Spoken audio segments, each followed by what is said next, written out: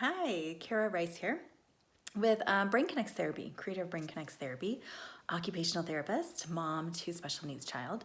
I wanted to pop on and talk about a post that we did today about a study that showed kids with autism it was like 75% or a little bit more, have motor delays. Some significant motor delays, some moderate motor delays, but less than 1% were actually diagnosed with any type of motor delays.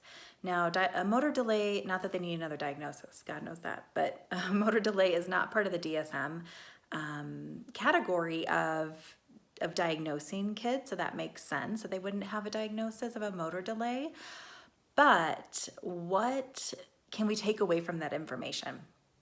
For me, what I can really take away is that we need to help the kids' motor system.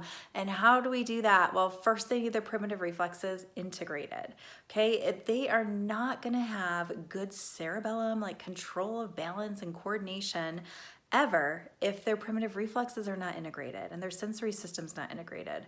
So that's like one of the biggest things, and it's astounding to me that so many people, like the first treatment is ABA sometimes, or and just speech because the child can't talk, and they're so focused on symptoms, like the child does not look typical, so let's make them look typical.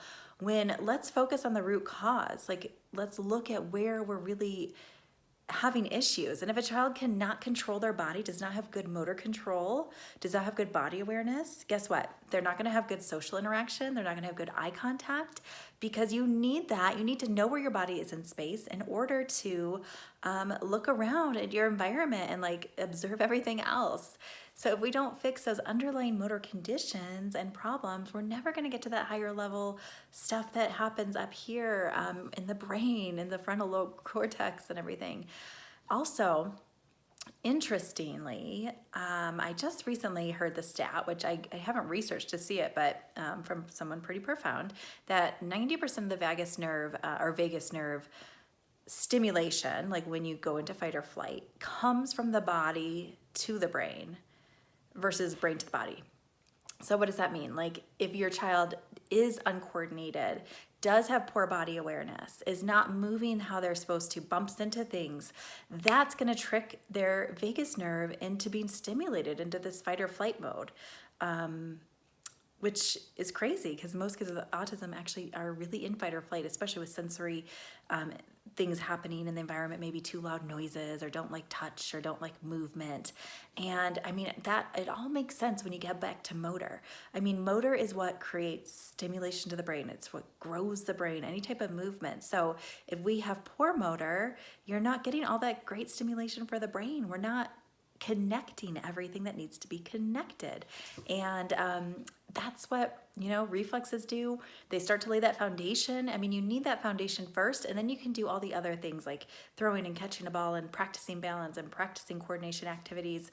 But if you don't have that base, you're never gonna get optimal functioning. You'll get functioning, splinter skills, like your child might be able to do some things, beautiful things, and kick a ball, maybe catch a ball, ride a bike, but it's not going to be at this optimal level unless they lay that beautiful foundation that many of our kids are missing with autism. And I really found it was profound, this research. So please, comment on the post or let me know your thoughts, like what you think about that. Do you think treatment should be focused? I mean, right now treatment's focused on ABA, which is behavior, right? And then OT, which is sensory. So where's the motor? Like, I wasn't told to go to PT. I wasn't told, well, also the OT wasn't working on reflexes, which is foundational. Sensory and behavior. Those are just symptoms. Let's stop managing symptoms and start treating the root cause.